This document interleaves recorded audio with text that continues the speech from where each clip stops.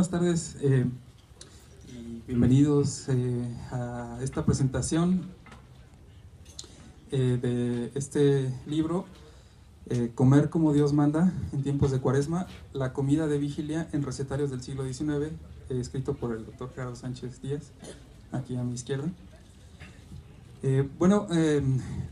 Esta presentación se enmarca dentro de las actividades de esta tercera feria del libro del Instituto de Investigaciones Históricas,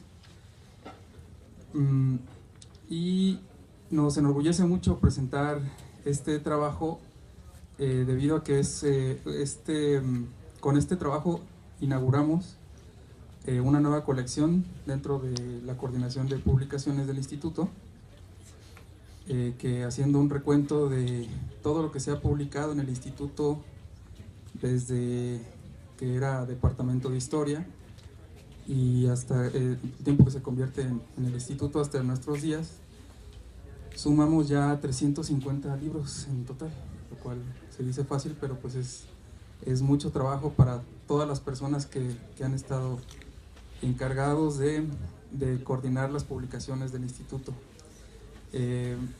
Esta nueva colección que presentamos hoy, de la cual sería el primer ejemplar este libro, tiene como objetivo el acercar la investigación y el conocimiento histórico generado en la universidad al gran público.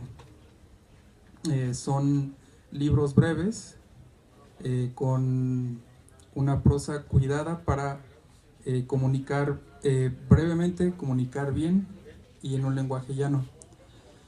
Aparte, otra característica de esta colección es que propone temas que no parten tanto del cubículo universitario, sino que más bien responden a inquietudes o a intereses de la sociedad.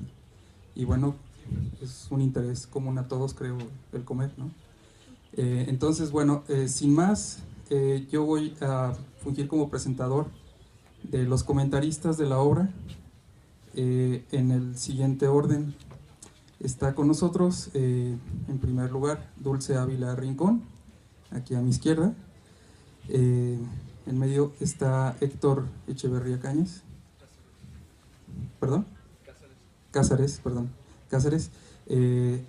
A su izquierda, a su izquierda de Héctor, Lisset Hernández Albornoz.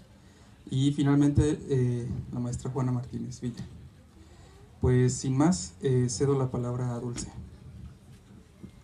Bueno, pues como ya todos sabemos, la Iglesia Católica siempre ha influido en muchos aspectos de la vida cotidiana en los pueblos en los cuales gobernaba. La comida no podría ser una excepción en ese sentido. Esto siempre ha sido una simbología muy importante dentro de la religión católica. Podemos ver un simple ejemplo, ¿no? Eva fue tentada por un alimento, la serpiente le ofreció una manzana a Eva y ella cayó. No le ofreció ningún otro placer, solo fue una simple manzana. Con la llegada de los europeos a un continente hasta entonces desconocido para ellos, se puso en contacto a dos mundos totalmente diferentes. Cada uno tenía sus propias tradiciones, su propia cultura.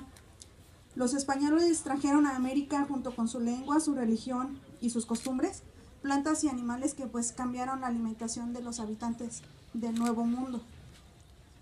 Los cronistas de la época en ese tiempo dan un testimonio grande del espíritu tan religioso de los pueblos indígenas y de cómo este espíritu abarcaba también las costumbres y hábitos alimentarios. Es decir, existía toda una tradición gastronómica unida a las creencias religiosas y a sus ceremonias. Podemos ver entonces que al llevarse a cabo la conquista espiritual por parte de los españoles, se produjo un cambio en los hábitos alimenticios propios de las fiestas religiosas, para adaptarlos a los usos y costumbres de la nueva religión. Es así como surge una comida de Cuaresma y una cocina navideña en la Nueva España. La tradición culinaria cuaresmeña está dominada por dos elementos rituales. Uno es el ayuno y el otro es la abstinencia. El ayuno porque se obliga a la realización de un solo alimento durante el día y esta es la comida principal.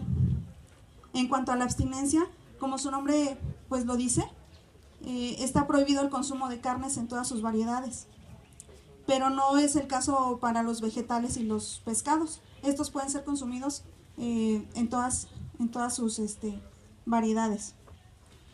Para nuestros antepasados indígenas fue muy fácil asimilar este tipo de práctica traída por el cristianismo, ya que eran pueblos muy disciplinados y bueno, ya practicaban lo que era el ayuno como purificación, incluso lo hemos visto también como formas de ofrecimientos o simplemente para sobrellevar alguna época de sequía y carencia.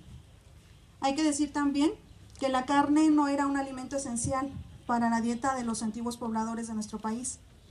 En este sentido, la abstinencia de vigilia pues no les supuso un gran esfuerzo.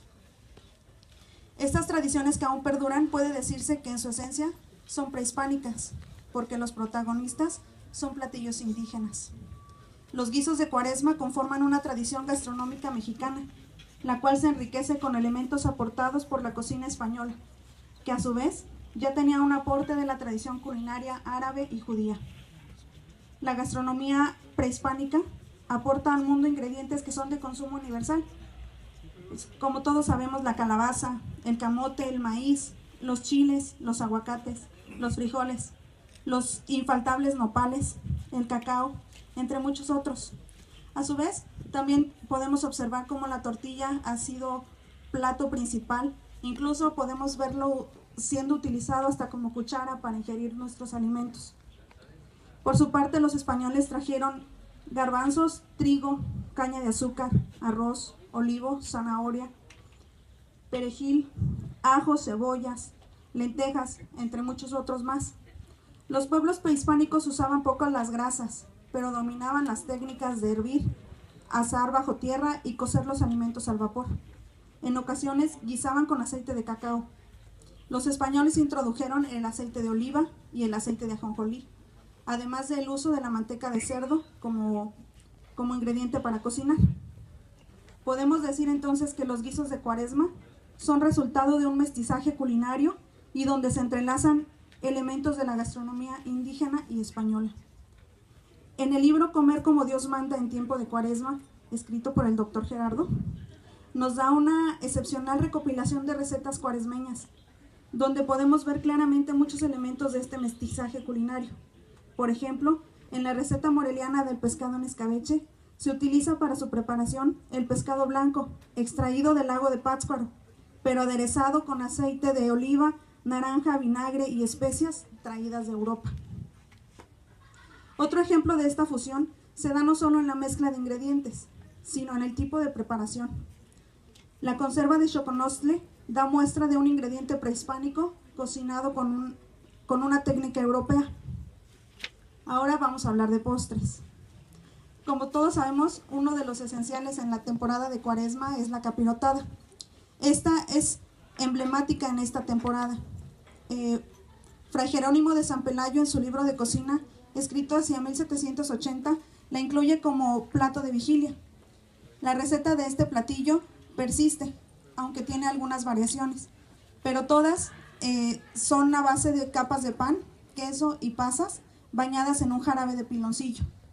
Aunque la capirotada es un platillo de origen español, es de destacarse que la preparación de Fray Jerónimo, en la que llama el caldo o el jarabe, entra el jitomate, de origen mexicano, que se vuelve parte del jarabe pero sin alterarlo de manera radical.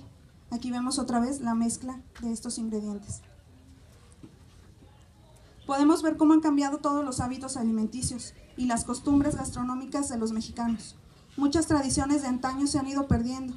Muy probablemente este olvido voluntario de las costumbres religiosas y culinarias, que en el pasado estaban tan arraigadas, se deba al constante ajetreo de la vida moderna, que no permite que en la actualidad se mantenga intacto aquel estilo de vida tan plácido y sereno, y se prefiere olvidar durante la Cuaresma las prácticas de piadoso recogimiento, que eran observadas por la mayoría de la población en ese entonces.